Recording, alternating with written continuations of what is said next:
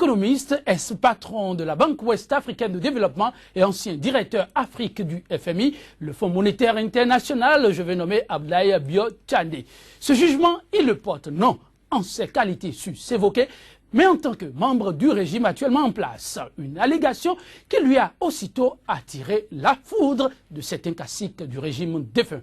À travers une lettre ouverte signée d'un certain Bruno Rouenampa, actuellement injoignable, le collectif Le Bénin d'abord, dont il serait le coordonnateur, appelle Bio-Tchande à la retenue.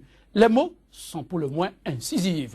Le ministre d'État aurait-il alors fait dans le dénigrement, la diffamation, aux chiffres avancés, quel crédit y accorder? Un débat contradictoire reste l'idéal. Mais faute de disponibilité des membres du collectif, qui toutefois sont toujours attendus, 100% Bénin, le plateau du jour, vous convie à l'analyse des données telles avancées par le ministre d'État chargé du plan et du développement. La polémique qui s'en est suivie sera en outre passée au peigne fin. Le débat, nous l'ouvrons dans un instant. Mais avant, le point de l'actualité vu par les quotidiens béninois dans leur parution du jour. La revue. Et nous retournons vers notre fidèle compagnon de cette rubrique, Kodjovia Metonou, déjà installé. Kodjovia Metonou, bonjour. Bonjour Yetonji et salut également nos amis téléspectateurs. Le jeune Atropo à la une de bien des quotidiens ce matin. Oui, le jeune maire de la commune de Boycon et en même temps président de l'Association nationale des communes du Bénin, effectivement, à la une de l'actualité. C'est du moins ce que le constat fait à travers donc la colonne de beaucoup de canards que nous avons reçus ce matin. Qu'est-ce qu'il apporte de neuf? Oui, l'assainissement de la ville de Boycon, qui est donc sa priorité dans un premier temps, et puis l'assainissement de beaucoup de villes du Bénin, puisqu'il est également le président de l'Association nationale donc, des communes du Bénin. On peut aller pour les précisions. Avec le quotidien Actu Express, nous démarrons donc cette revue des unes des canards. 2 mois de gestion des affaires publiques par les autorités de la rupture, forces et faiblesses d'une équipe déterminée et engagée. Et puis changement climatique, assainissement de la ville de Boycon, le plaidoyer de Luc Atrokpo à la mission de l'AFD. Puis mauvaise gouvernance à la centrale d'achat des intrants agricoles CAIA. Urgence de l'audit de la gestion du DG Togbada et puis de multiples cas de délits d'initiés sur fond de clientélisme et de népotisme, écrit le journal de Médéric François Gongo. La boussole cette fois, élection d'Aboubacar Gomina à la tête de Basila. L'alliance ABT enfin rétablie dans ses droits. Le journal La Nouvelle Tribune. Assainissement de la ville de Boycon, le plaidoyer de Luc Atropo à la mission de l'AFD. Réforme politique et institutionnelle, les premières conclusions de la commission Djogbenou. Point de discorde, mandat unique et haute cour de justice vers la suppression du COS l'EPI. L'audace info nommé donc à la direction du renseignement et des enquêtes douanières, Jacques Yampabou prend service le 20 juin. Prochain, le confrère de la matinée, cabale contre le ministre d'État chargé du développement après son interview. Une manœuvre d'Espire de Yahi s'interroge donc le journal de Soné Félix Pépéripé, le pays émergent. Congrès électif de la Fédération béninoise de football, Anjorin Moucharaf sera plébiscité vendredi prochain. Assainissement de la ville de Boycon, le plaidoyer de Luc Atropo à la mission de l'AFD, le potentiel. Retard dans la construction du parking de gros porteurs dans la capitale économique. La municipalité de Cotonou bloque le débarrage des travaux. Et puis récrimination et dénigrement du régime défunt ces dernières heures. Yahi marque talon à la culotte. L'événement précis. Reprise des élections à la mairie de Basila. ABT renverse FCBE et prend le contrôle de tout. Gomina Aboubakri, élu maire de Basila. Assainissement de la ville de Boycon, Luc Atropo fait un séduisant plaidoyer à la mission de l'AFD. L'Inter. Lutte contre les inondations, la CEDEAO crée un dépôt pour 6 pays, un soulagement pour le Bénin. Assainissement de Boycon, Luc Atropo négocie l'appui de l'AFD. Le Nord-Sud quotidien, cette fois, finances publiques, une baisse de 1,23 milliard de francs CFA pendant le premier mois de talon. Et puis toujours assainissement de Boycon, Lucas Tropo fait plaidoyer à l'endroit de l'AFD. Quotidien Nouvelle Expression, blocage du projet de construction d'un parking gros porteur dans Cotonou, l'arrêté municipal de cession des tasses de stationnement et de parking toujours attendu. Assainissement de la ville de Boycon, Luc Atokpo fait le plaidoyer à la mission de l'AFD. Puis quotidien du jour, Joël Yetonji, pour terminer, entretien avec le secrétaire général de FECENTRA Finance. Laurent Métognon parle des dérives de talons. Je pense qu'il vaut mieux qu'on en parle très tôt, sinon à midi, ce serait déjà trop tard. Vivement que ce ne soit pas trop tard. Quand je viens mettre nous, merci d'avoir été notre. Savoir qui vous remercie et nous donnons rendez-vous donc à nos téléspectateurs demain, même si ce n'était pas votre compagne. Tout à fait, parce que moi, je vais devoir prendre congé de vous. Le débat se poursuit. Place donc au débat matinal consacré à l'analyse de l'actualité béninoise juste après cette bande annonce. Sika TV fait désormais escale dans chacun des pays africains. Escale numéro 1, le Bénin.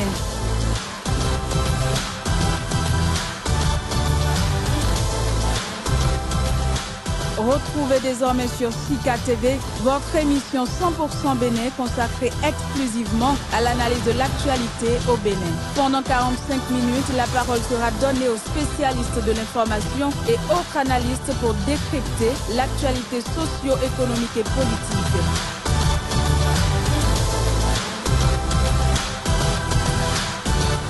« 100% Bénin, c'est du lundi au vendredi sur Sika, le vrai visage de l'actualité en Afrique. Boni Yayi, le précédemment chef de l'exécutif béninois, fait à nouveau parler de lui. Cette fois-ci, pas directement. Dans un entretien accordé au journal Le Monde, le ministre d'État chargé du plan et du développement a vertement déclaré Boni Yayi a laissé le Bénin dans un état catastrophique. Et ceci, non, sans choquer les susceptibilités, surtout celles des caciques de l'ancien régime.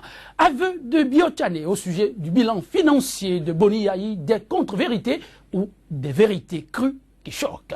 Deux invités pour mener le débat avec nous. Maître Rufino d'Almeida, avocat au barreau de Paris et directeur de cabinet d'Ablaye Biotchané, là, le chef du parti politique et non le chef d'État, je veux dire le ministre d'État.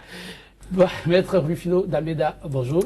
Bonjour, cher ami. Et merci de répondre à notre invitation. C'est toujours un plaisir que d'être en votre compagnie. Alors, toujours dans le secret du président, vous pouvez nous faire aussi un autre aveu. Il paraît que Ablaye Biotchané, là, est présent circonstanciellement et bientôt, on atterrit à la BOAD encore. Vous pensez vraiment qu'on se lave deux fois dans une même rivière, enfin dans une même vague? Je ne pense pas. Il a été président de la BOAD il y a quelques années, il ne va pas recommencer. Après, je veux dire, il y a à chaque âge, sa fonction. Vous voyez, Ablaye Biotchané est l'initiateur, membre de la coalition de rupture. Il demeure membre de ce gouvernement. Biotchané, membre du gouvernement, donc pas de descente très bientôt du côté de la BOAD. Parole donc du directeur du cabinet, on peut y faire foi. Le second invité, vous le voyez, Anon Léon Basila Rossi, député à l'Assemblée nationale et membre de l'Alliance de partis politique, l'UN, l'Union fait la nation, l'Union qui a accompagné à sa façon aussi le gouvernement qui est actuellement en place. Je vais parler de Patrice Talon. Léon Basila Rossi, bonjour. Bonjour, monsieur le journaliste. Et merci de répondre aussi à notre invitation. C'est un plaisir pour moi. À l'Assemblée nationale, comment ça se passe? L'Assemblée nationale est en train de faire son ménage. Il y a un petit remue-ménage parce que à chaque changement de régime, il y a toujours le repositionnement. Et en ce moment, on ne peut pas dire comment exactement ça se passe et comment ça va être dans les prochains jours. Mais on apprend quand même qu'il y a une réalité qui crève les yeux de l'autre côté. La marche est à la, vous permettez l'expression, rupturienne. Oui, moi-même je le constate. Et puis, de ce point de vue, j'ai le sentiment qu'il ne faut pas créer l'opposition dès le départ. Ce sont les actes à venir qui permettront d'être ou de ne pas être opposants. Merci. Nous entrons dans le vif du sujet qui nous réunit. Boni Yayi a laissé le Bénin dans un état catastrophique. La boutade de Biotchané, Maître Rufino d'Almeida, a du mal à passer. Mais je ne peux pas comprendre pourquoi vous qualifiez les déclarations du ministre d'État de boutade. Je rapporte. Il n'y a pas de boutade. Biot Tchané, ministre d'État, financier, économiste de très haut niveau, mondialement connu, n'a fait que rapporter les faits. Il dit en substance que les services de la dette, aujourd'hui, représentent 50% de nos recettes. Il dit aussi que, au final, le service du paiement des fonctionnaires représente 50% des recettes d'État. Et que le service de la dette représente 41% de nos recettes. Et qu'au finish, il ne reste que 9% pour investir dans les infrastructures, pour les autres engagements de l'État, pour investir dans le futur. A-t-il menti? S'il a menti, alors que les caciques du gouvernement sorti se montrent à visage découvert et apportent les éléments contradictoires qui contredisent les propos d'Abdoulaye Biot Tchané. Il ne pourrait pas. Il ne pourrait pas. Je veux bien entendre parce qu'ils l'ont promis. Très bientôt, vous aurez en face de vous ces ministres. J'espère que vous avez des arguments. Écoutez, ce que je constate, c'est qu'il y a quelques remue-ménages par-ci par-là, mais sauf que les initiateurs, les tenants et les aboutissants n'osent pas s'afficher à visage découvert. Si tant est qu'ils estiment que le ministre d'État, Abdoulaye Biot Tchané, porte une contre-vérité, qui s'affiche, qui se montre et le contredisent à visage découvert. Ce qui ne faut pas. Si cette déclaration a du mal vraiment à passer, surtout dans le rang des caciques du pouvoir, mais Abdoulaye Biot Tchané, c'est vrai, il parle de son domaine. Mais est-ce qu'il n'a pas exagéré un peu? Catastrophique. Merci, monsieur le journaliste.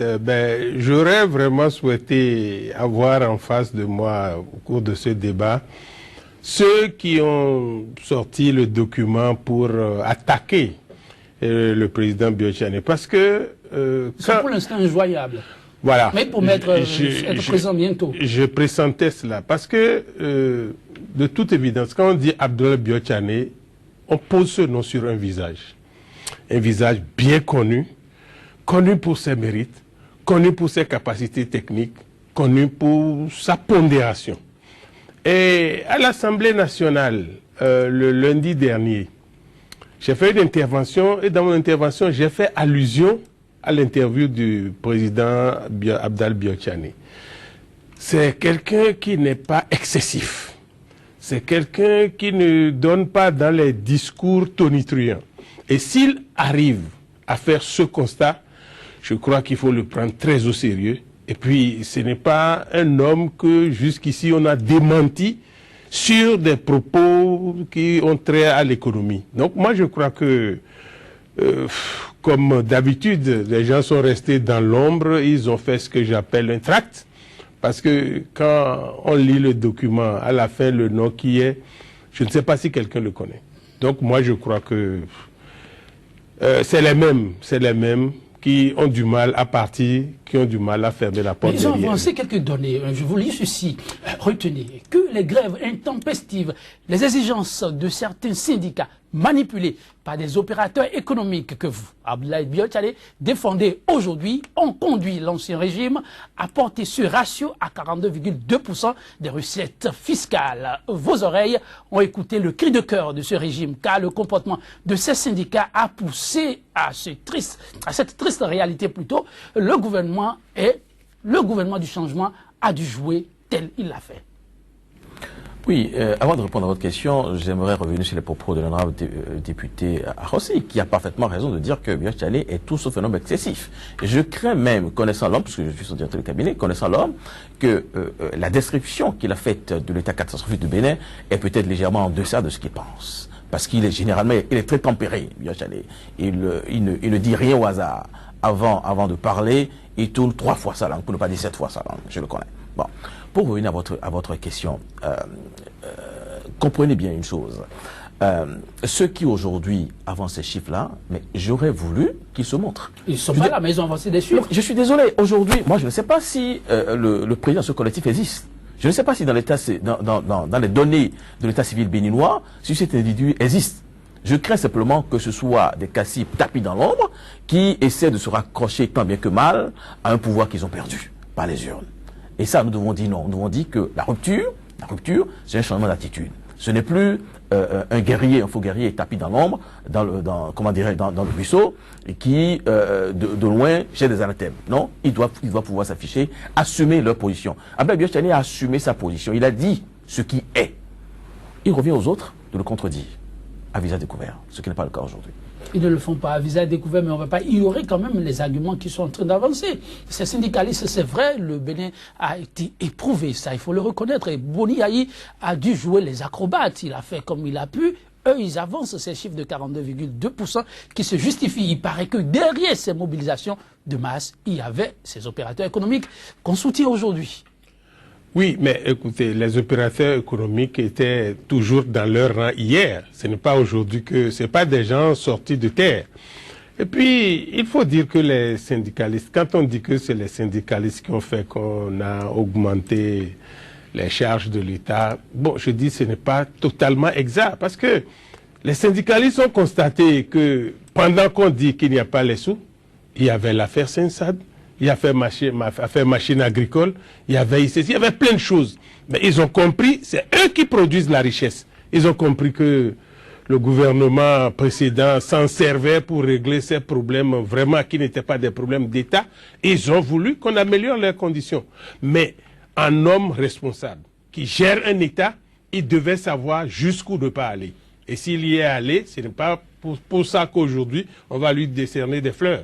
Moi, je crois que tel que le président Abdoulaye Biot Tchani l'a dit, il a laissé le pays dans un état pas bien. Et quand c'est lui qui le dit, moi je m'en inquiète. Parce que je l'ai dit tantôt, ce n'est pas un homme excessif, c'est un homme qui dit les choses dont il est sûr. Et d'ailleurs, il a annoncé qu'il y a des audits. Tout cela va nous situer dans les prochains jours. Je ne fais pas le porte-voix de ce collectif, mais les faits étant là, les propos, tout au moins les écrits, je vous les rapporte. Il n'y a aucune orthodoxie budgétaire, a déclaré Abdoulaye Biot Tchani. Le collectif s'offusque. On pourrait nuancer les expressions. Le collectif dit qu'il y a eu peut-être quelques égarements, mais aucune orthodoxie financière. C'est vouloir tuer la bête, jeter le bébé avec l'eau qui a servi à le laver. Vous savez, moi je ne suis pas un financier, je ne suis pas un comptable, mais je sais au moins que l'orthodoxie financière, comptable, exige simplement qu'un État se dote d'un budget. D'accord ? Dépenses, recettes, et suivre cette ligne directrice, quitte à ce qu'après il y ait une loi rectificative du budget. Je passe sous le contrôle de l'honorable Arossi.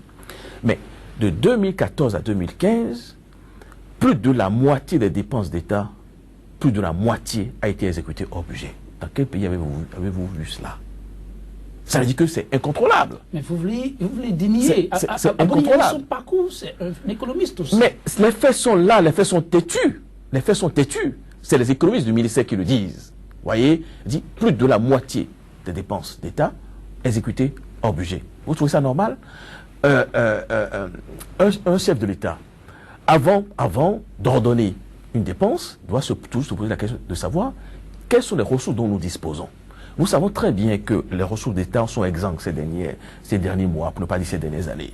Mais ceci n'a pas empêché le président sortant, ou plutôt le président sorti, d'engager des dépenses énormes avant son départ de pouvoir. Dans quel but, on n'en sait rien. Abdoulaye Biot Tchani donne deux exemples. Il dit, est-ce que c'est normal que quelques jours, quelques semaines avant son départ, il engage des dépenses pour l'achat d'un avion présidentiel? C'est pour le confort. Vous savez que ça fait partie des dépenses de souveraineté. Non, je pense qu'à quelques semaines, à quelques mois, ce n'est pas moi, c'est quelques semaines avant son départ, il n'avait pas engagé ce genre de dépenses. Il revenait au nouveau président, d'accord, d'estimer l'achat, le bien fondé de cet achat ou non. Ce qui n'a pas été le cas. Boni Yayi engageait ses dépenses avant de quitter le pouvoir. Est-ce que c'est aussi normal que, alors même que certains fonctionnaires, notamment du ministère de l'économie et des finances, dénombrent le pléthore de véhicules de l'administration publique, parce que nous avons énormément de véhicules, et d'autres sont même loués à des frais exorbitants, mais ça on en reviendra dans les semaines à venir. Est-ce que c'est normal que le gouvernement de Yayi Boni engage des milliards pour acheter de nouveaux véhicules pour l'administration? Est-ce que c'est normal? Est-ce que cette gestion comment dirais-je, caractéristique de l'orthodoxie financière dont parle Abdoulaye Biot Tchane. Je pense que non. Vous pensez que non, mais je suis tenté de vous demander si vous allez poser toujours la même question lorsque les caciques du pouvoir vous répondent que oui, on parle de véhicules qu'on a achetés, on s'en offusque, mais au même moment, on constate que la police n'a pas de véhicule. Le chef de l'État a voulu se rattraper en fin de mandat. Est-ce qu'il faut lui jeter l'anathème? Mais écoutez, moi je constate simplement que le gouvernement de Yahya Boni a, comment dirais-je, a initié des projets, notamment la césarienne, qui sauve des vies. C'est louable en soi. Personne ne peut être contre une telle initiative. Mais je constate que depuis le dernier trimestre de l'année dernière, aucun budget n'a été mis à disposition de cette opération. Donc on laisse des vies, donc on laisse des moments en danger, et on va se procurer des véhicules dont on n'a pas forcément besoin pour l'administration. Je me retourne vers Léon. Aussi, vous avez suivi un peu le développement que j'ai rapporté tout à l'heure. Le collectif ne comprend pas aucune orthodoxie, en tout cas à son entendement, c'est trop exagéré de le dire sous cet angle-là. On peut parler de quelques égarements parce qu'en termes d'économistes, les expressions ont le sens. Oui, mais en fait, le respect des exigences de la loi de finances était l'exception sous le régime Yahi. Je suis parlementaire. Sérieux? Je suis parlementaire, j'étais à la commission des finances à la 5e législature. J'y suis encore en ce moment. C'est la raison d'ailleurs que vous êtes sur le plateau. Je vous dis, c'est une exception. Et quand on dit que les dépenses sont faites hors du budget, ben ce n'est un secret pour personne. Je vous donne un tout petit exemple connu du public. On vote à l'Assemblée un crédit pour la microfinance. On dit 6 milliards. À un meeting, le président prend la parole et dit « Je porte ça à 20 milliards ». Mais quand un chef d'État se met à faire des choses comme ça, à parler comme ça, quel crédit voulez-vous qu'on accorde à ce qui est écrit dans les documents? Et je crois que tout son règne a été parsemé de ce genre de choses. Et une fois encore, je reviens là-dessus, cela doit nous préoccuper quand ça vient de la bouche d'un économiste hors pair. Vous avez dit qu'il est aussi économiste. Chaque économiste démontre ses compétences. Et tout le monde connaît les compétences du ministre Biot Tchane. On connaît aussi le parcours du chef de l'État, Boni Yahi. Oui, moi je dissocie les parcours des compétences. Et je dis, si c'est lui qui le dit, nous devons nous en inquiéter. Et puis, les audits ont commencé. Ben, attendons-les. Mais moi, je ne pense pas que un événement ou un fait vienne démentir les propos du président Abdoulaye Biot Tchane. Le Biot Tchane qui s'offusque justement de l'état de réalisation de certain nombre d'infrastructures. Il y a eu aussi de réponses à cela. Ce serait trop vite oublié le volet social que Boni Yahi, ce n'est pas moi qui le dis, ça aussi c'est le collectif, le volet social que Boni Yahi a sérieusement porté. Le microcrédit, vous l'avez évoqué tout à l'heure, Boni Yahi a beaucoup apporté à nos femmes, à nos mamans, ça c'est le collectif encore qui le dit, pas moi. Au niveau des infrastructures, il y a eu des hôpitaux, il y a eu des écoles, et tout ça, Abdoulaye Biot Tchane semble l'oublier. Vraiment, se désole le collectif. Non, vous savez, n'importe quel gouvernement en 10 ans aurait construit des écoles, aurait construit des hôpitaux. Exactement comme lui. Il paraît qu'il a fait partout. Non, ça dit, il a mis certains... On ne peut pas dire aujourd'hui ici que Yahya Boni n'a rien fait. Mais est-ce qu'il s'est attaqué aux priorités? Ça c'est un. Et puis de deux, le coût de ces réalisations. Parce qu'en fait, lorsqu'on parle des véhicules, vous avez parlé à raison tout à l'heure de ce que les policiers, les gendarmes n'ont pas de véhicules. Parce que les véhicules iraient vers eux. Est-ce que les véhicules qu'on a achetés sont adaptés à leur mission? Ah, c'est le parlementaire qui parle. Il y a tout cela qu'il faut voir. Parce que moi, j'ai dit, et je continue de penser que lorsqu'on veut déménager d'une maison, on ne peut pas se mettre à modifier le plan de la maison. Yahya Boni était partant, il devait laisser ceux qui arrivent définir leurs priorités et faire leur choix. Mais ça cache des choses. Moi, ça cache la corruption que Yahya Boni et son gouvernement ont pratiqué pendant 10 ans à la tête du pays. On ne fait pas trop de mauvais procès à Yahya Boni avec l'histoire de corruption. Là. Non, on reviendra là-dessus. Dites, ces infrastructures, les efforts louables du gouvernement, le petit Biot Tchane que vous portez, semble l'oublier. Je rapporte une fois encore le collectif. Mais nulle part dans les propos d'Abdoulaye Biot Tchane, il n'a oublié les réalisations du président Yahya Boni. Je pense que quiconque aurait été élu président, aurait exercé le pouvoir d'État durant 10 ans, aurait fait quelque chose. Je veux dire, ça n'existe pas dans le monde un président qui n'a rien fait. qui n'a rien fait. Le président, il a la puissance d'État, il est aux commandes. Donc, tout président, même le plus nul, encore que je ne porte pas de jugement en la matière sur le président Boli, tout président fait forcément quelque chose au cours de son mandat. Bon, le président, il a fait, il n'a pas fait, là n'est pas le débat. Le débat se situe à un seul niveau.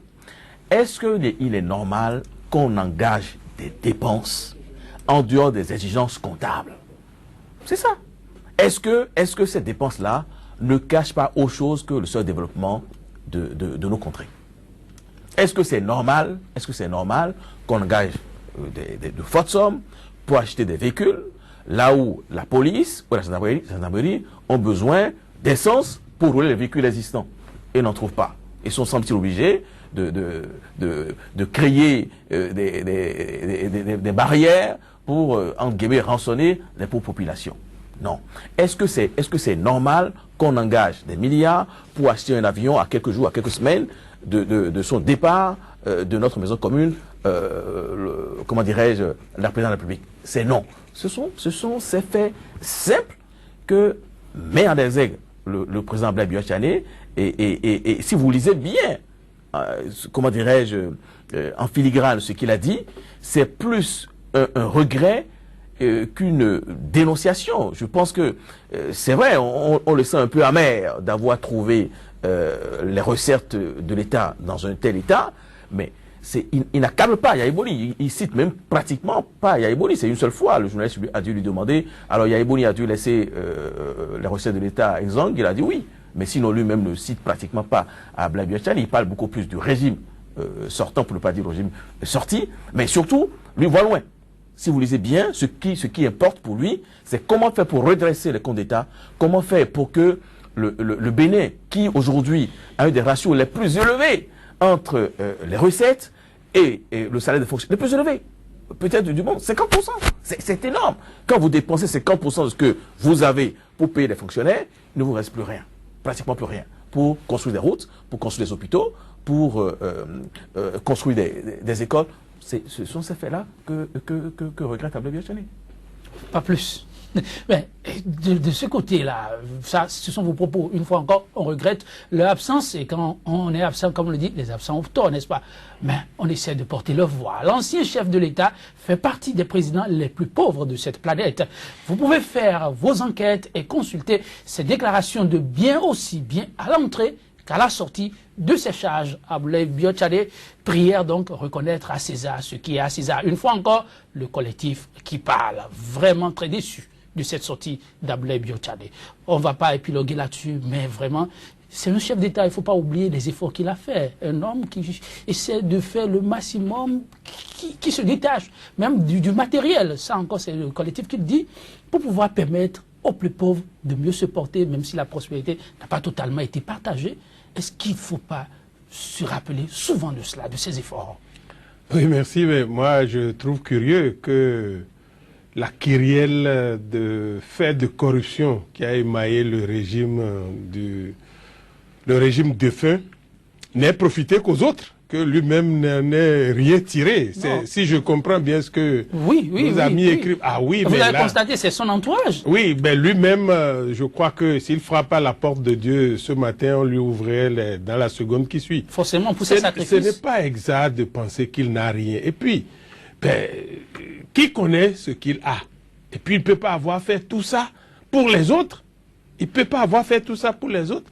Et quand on dit déclaration des biens, voilà encore quelque chose. Qui peut savoir tout ce que l'autre a? C'est difficile. C'est difficile. Et tel qu'il a fait. Et puis, pour arriver à être chef d'État, on doit être très intelligent et très rusé. On ne peut pas utiliser son intelligence et sa ruse pour les autres, contre le pays et rien pour soi-même. Moi, je n'y crois pas. Je n'y crois pas. Certainement, dans sa déclaration des biens, il a cité la pacotille. Et peut-être qu'un jour, on saura le reste. Mais moi, je crois fondamentalement que on ne peut pas dire qu'il est le plus pauvre des chefs d'État de la planète. C'est faux. Ça, c'est archi faux. Moi, je n'y crois pas. Très affirmatif, l'honorable. Bien sûr, on en a parlé du président Omaregbe. Personne ne l'a démenti pendant 30, 40 ans. Et je l'ai vu mourir pratiquement pauvre. Mais avec ce qui se passe, quelqu'un qui prend le goût de s'acheter, il paraît qu'on a acheté des véhicules blindés à près de 800 millions. Ce n'est pas les pauvres qui s'engagent dans ce genre de choses. Et puis le gouvernement qui arrive, doit définir et mettre en pratique son programme. Il n'a pas à définir le programme des autres, le mettre en place et leur passer service. Il a fait des dépenses dont certainement les autres n'ont pas besoin. Et je trouve qu'on ne le fait pas ex nihilo. Nous sommes dans un pays où on parle des commissions sur les marchés, mais tout ça là nous reviendra dans les prochains jours. Sûr. Ah, je crois. Maître Rufino, oui. Écoutez, moi je vois l'avenir. Je constate simplement que le ministre d'État Abdoulaye Biot Tchane a donné quelques pistes pour ramener les Bénins dans les ratios mondialement connus. Il dit simplement, nous avons d'abord commencé par réduire le nombre de ministères, qui est passé à 21. Je crois qu'on était à 28, non, de mémoire. À 21. Nous avons également réduit, dit Abdoulaye Biot Tchane, le nombre de collaborateurs des ministres. Environ 150-200. Donc c'est autant de dépenses en moins pour l'État. Et Abdoulaye Biot Tchane dit également, nous devons également profiter davantage de notre position géographique, de ce que nous sommes, le voisin de la première économie d'Afrique, le Nigeria, et produire davantage et vendre davantage au Nigeria. Je pense que c'est autant de pistes qu'a défini Abdoulaye Biot Tchane qui méritent d'être suivies. Le passé, ça s'impose à nous. Nous sommes obligés d'auditer les finances publiques pour savoir les tenants et les aboutissants de ce gâchis-là, préjudiciable aux intérêts de nos populations. Mais une fois que cela est dit, voyons comment faire pour mettre le Bénin sous orbite.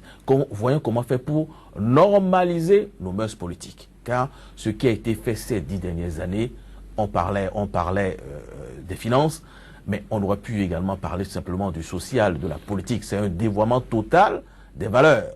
Je veux dire, ethniquement, le Bénin est sorti émietté. Aujourd'hui, on ne définit l'autre que par ses origines. Vous voyez, moi, à 40 ans passés, je ne me définissais pas par mes origines. Maintenant, c'est devenu naturel que mes amis, ceux que je côtoie, ont tendance à me définir par mes origines. Ce qui est bien dommage. On n'a pas connu cela sous le président Soglo, sous le président Kérékou. C'est nouveau chez nous. Vous voyez, c'est également, comment dirais-je, ce sentiment aujourd'hui qui existe, qui tend à ce que on ne peut prospérer dans notre pays, on ne peut prospérer dans l'administration que lorsqu'on a les bras longs. Les jeunes aujourd'hui pensent qu'on doit moins travailler et jouer de ses relations, de sa religion, de son ethnie pour progresser. C'est tout ça qui n'est pas normal. Et le gouvernement de la rupture est en train de normaliser les mœurs. C'est la brèche toute ouverte parlant des réformes. Depuis l'Assemblée nationale, comment observez-vous tous ces chantiers-là, le chantier surtout des réformes? Oui, de toutes les façons, l'Assemblée nationale attend, lorsque le rapport sera déposé, que le gouvernement l'aurait transmis, l'Assemblée nationale va en débattre. Mais je dois vous dire déjà que les débats ont commencé entre amis, entre groupes, pour savoir ce qu'il faut faire, parce que ce qui se passe là-bas, les échos nous reviennent. C'est vrai que globalement, moi de mon point de vue, je trouve que c'est bon d'avoir pensé à ces choses-là, mais il y a quand même des choses, et comme on dit, tout ne peut pas être bon dans ce qu'on propose. C'est sûr. On va trier, on verra ce qu'il faut soutenir, ce qu'il faut demander. Très amicalement, j'allais dire au gouvernement de retirer et de ne pas insister. Mais par rapport à l'essentiel, oui, bon, je peux me tromper, je parle des mœurs. Tout à l'heure, il a évoqué au Bénin, maintenant, on identifie beaucoup plus les gens par leur région, non pas ce qu'ils savent faire, par leur appartenance religieuse, pas par leur savoir-faire non plus. Et là, on ne l'avait pas vécu de par le passé. La compétence n'était pas, en tout cas n'est pas aujourd'hui la chose la mieux partagée, mais plutôt d'où vous venez. Et par rapport à ces réformes, comment, de votre position, vous l'observez? Non, je crois que en dehors de ces réformes, il y avait déjà un groupe de travail présidé par le ministre Akindes qui se penchait sur la question. Et puis il y a beaucoup d'autres idées qui émergent. Je crois que nous devons rattraper l'écart que Yahi a voulu creuser entre les parties du pays. Et ça se resserre, je constate. Je constate que ça se resserre. Et la collaboration entre les régions devient plus effective. elle devient beaucoup plus effective, on échange mieux. Enfin, je dois dire que le pays a risqué le pire. A risqué le pire parce que... Ah oui, le pays a risqué le pire parce que aujourd'hui... Non, aujourd'hui, on se parle mieux. On se parle mieux. Mais je vais vous dire quelque chose qui va vous surprendre. Il y a 3 jours exactement, mon doyen et collègue Debourou Djibril m'appelle, il dit, jeune frère, je veux voir comment tu t'es réveillé. Pourquoi ça vous a surpris? Ça m'a surpris parce qu'en 2007-2008, on se saluait à peine. Parce que chacun était entré dans le sillage qu'il voulait. Lui, soutenant Yahi Boni, moi, combattant Yahi Boni. Et c'est Yahi Boni qui a demandé ça? Mais vous suivez, vous êtes journaliste. Quand Yahi Boni allait dans le Nord, les propos qu'il tenait, ce n'était pas de nature à rassembler les gens. Mais nous aussi, on a compris qu'il ne fallait pas trop tirer sur Yahi, il ne faut pas l'abattre. Les autres aussi ont compris qu'il ne fallait pas trop le suivre. Et ça nous a rapprochés. Ça nous a rapprochés. Les contacts que nous avons eus, ça nous a rapprochés. Beaucoup de cadres du Nord aujourd'hui, même à l'Assemblée, les FCBE, mais on se parle, on se dit certaines vérités. On n'est plus confiant, on se libère. Mais il n'a pas favorisé ce climat. Il ne l'avait pas favorisé. Au contraire, il évitait que les gens se rencontrent. Ça, il faut le dire. Et c'est une réalité. Aujourd'hui, je crois que son départ est très salutaire pour le pays. Vraiment?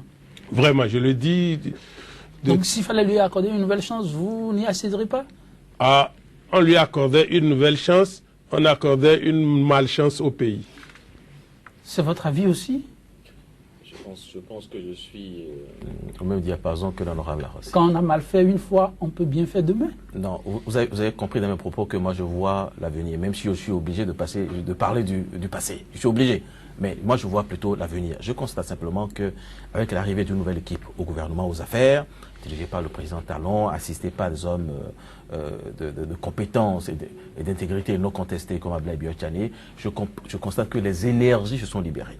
Je constate qu'on a moins peur, et d'ailleurs, si vous constatez bien, le pays est moins militarisé. Si vous passez devant la présidence, si vous passez dans certaines rues ou dans certains quartiers où habitent des hommes politiques de premier plan, c'est moins militarisé. Donc on se sent plus en sécurité. Vous voyez, même s'il y a quelques affaires de braquage. Je constate également, et c'est pour moi le plus important, que le Bénin est en voie de normalisation. Car il y a des mœurs, qu'on veuille ou non, qui sont, je dirais, des mœurs reconnues au niveau international. Et nous en étions écartés. L'actuel gouvernement est en train de remettre le Bénin sur les rails. C'est en cela que je suis un soutien sans réserve du régime en place. Même en termes de mœurs, déjà, vous en voyez qui sont en voie d'être réhabilités? Bien évidemment que les mœurs sont en cours je ne dirais pas de rétablissement, en tout cas de normalisation. Regardez les premières mesures prises par le gouvernement en place. Ne serait-ce que la mise en place d'une commission pour vérifier, comment dirais-je, du bien fondé des allégations mensongères ou non d'ailleurs, des concours d'entrée dans la fonction publique. C'est un signal fort qu'on envoie à notre jeunesse pour dire désormais, si vos parents ont des moyens, prenez-les pour acheter des livres pour étudier. Ce n'est plus en allant donner de l'argent à un fonctionnaire du ministère de la fonction publique que vous réussirez à réussir au concours de la douane. C'est un signal fort qu'on envoie. Donc, on veut mettre la compétence au devant de tout. Et pour moi, ça, c'est ce qui est le plus essentiel. La compétence, rien que la compétence. Et on bannit définitivement la région, la religion. Ces deux choses-là doivent rester en dehors du circuit d'État.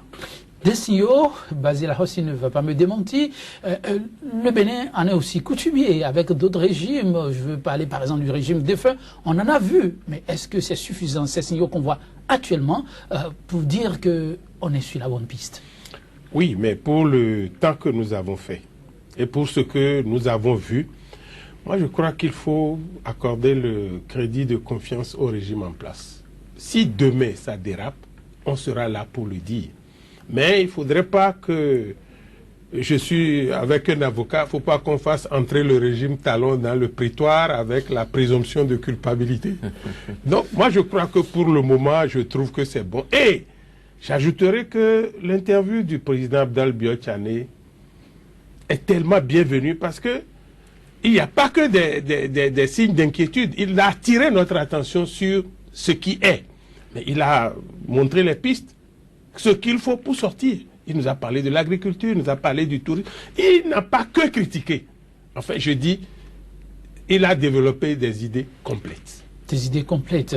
Donc, pour ce Bénin, il vaut mieux rester optimiste, parce que le collectif, lui, constate que actuellement, c'est des balbutiements et qu'il faut s'en inquiéter plus tôt. Moi, je veux être optimiste, mais d'un optimisme prudent. D'un optimiste prudent. C'est ce que vous conseillez aussi? Absolument. Et si vous avez le contact de nos amis du collectif de leur président, dites que la rupture, c'est un changement dans le comportement. La rupture, c'est par rapport au comportement du passé. Et que le minimum qu'on attend de lui, c'est qu'il décline son identité, ses contacts et surtout qu'il se montre à visage découvert. Ce sera déjà un grand pas qu'il aurait fait dans la direction comment dirais-je, des mœurs, en tout cas des nouveaux mœurs qu'on appelle de tous nos voeux. Vous vous semblez dire que hier les gens ont perdu confiance en eux, aujourd'hui on doit être plutôt téméraire, c'est ça? Mais vous êtes de la presse. Regardez comment vos collègues de l'OITB s'expriment, je dirais, presque la peur au ventre. Voyez, aujourd'hui, ce n'est plus le cas. Les énergies se sont libérées. Les gens osent postuler en toute indépendance au poste, comment dirais-je, mis en concours, notamment le poste de directeur de la télévision, de directeur de la radio. Toutes choses que l'on ne pouvait pas faire avant, dès lors que le président avait plus ou moins son favori. Plus personne n'osait porter sa candidature. Aujourd'hui, ce n'est plus le cas. Écoutez simplement l'OITB. Vous verrez bien qu'il y a une liberté de ton, d'accord, qu'on a perdu ces 10 dernières années. Ces 10 dernières années. Et même, lorsque vous parlez avec les caciques du régime sortant, ils le reconnaissent en privé. Ils disent oui, on a commis beaucoup d'erreurs, énormément d'erreurs. Et ils se rendent compte que le climat qui règne aujourd'hui était nettement préférable à ce qui faisait droit de citer dans notre pays il y a encore quelques mois. Si vous devez dire votre mot de fin, pour ce numéro-ci? Si je dois dire mon mot de fin, je dirais simplement que le gouvernement en place, si il commet des erreurs, nous serons les premiers à le dire. Moi, je n'ai pas de souci à le dire. Je suis professeur libéral, donc je peux encore le dire. Mais dans ce gouvernement, il y a des hommes d'expérience. Il y a le président Talon qui connaît très bien le circuit politique béninois, le président Abdoulaye Biotchané qui est un homme d'expérience, un homme pondéré, un homme qui ne dit rien au hasard. Je vous dis, je suis son directeur de cabinet, je sais comment il travaille. Je veux dire, avant de prononcer une phrase, il va vous demander, comment dirais-je, des recherches, des vérifications, des études, des vérifications. Donc chaque fois qu'il dit quelque chose, prenez-le plutôt au sérieux définitivement. Bon. S'il le dit, c'est que nous devons nous en inquiéter. Nous devons nous inquiéter de la situation financière de notre pays. Mais une fois qu'on dit cela, nous devons également voir le futur. Il a défini à peu près quelles sont les pistes qu'on peut aborder. Soutenons ce régime, soutenons-le, au moins à ses débuts. Au moins à ses débuts, oui. Léon Basile Arofsi. Oui, je crois que Maître a résumé l'essentiel de mes idées aussi. Je crois que le président Abdoulaye Biotchané, c'est un homme que je l'ai dit à l'entame, il n'est pas un homme excessif. C'est un homme qui tient des propos très mesurés. C'est un homme de compétences, reconnu au-delà de nos frontières. Et lorsqu'il dit ces choses, prenons-les au sérieux. Soutenons le régime, mais en regardant un œil ouvert. Parce que c'est nous-mêmes qui fabriquons les dictateurs. Et moi je dis toujours, je suis de la mouvance, je soutiens, mais je ne ferme pas la porte à l'opposition. Moi, je ne veux pas dire, je ne veux plus jamais faire l'opposition. Non, si l'opposition se présente, c'est une arme dont il ne faut pas priver le président Patrice Talon. Au moment où l'opposition sera nécessaire, il faudra la sortir. Mais en attendant, je crois que ça se passe relativement bien. Et je crois qu'il faut le soutenir. Et pas de présomption de culpabilité. Pas de présomption de culpabilité. C'est entendu, pas de présomption de culpabilité. Maître Rufino d'Almeida, Léon Basile Arofsi, merci d'avoir été des nôtres pour l'enrichissement de ce débat. Nous espérons que sous peu, nous découvrirons, effectivement, nous ferons découvrir à nos téléspectateurs le visage du collectif Le Bénin. D'abord, 100% Bénin, le numéro de ce mercredi, c'est donc définitivement terminé et nous clôturons l'émission avec cette pensée de Condorcet, je cite, « Une parole mal interprétée allume des haines irréconciliables. La sagesse doit être de mise. » Mesdames, Messieurs, merci pour votre aimable attention. 100% Bénin, le numéro du jour, c'est terminé. Demain, c'est un autre jour pour un autre numéro, d'autres réalités, un autre plateau. Prenez du plaisir en notre compagnie. L'information, c'est aussi en continu sur Sika. À très vite.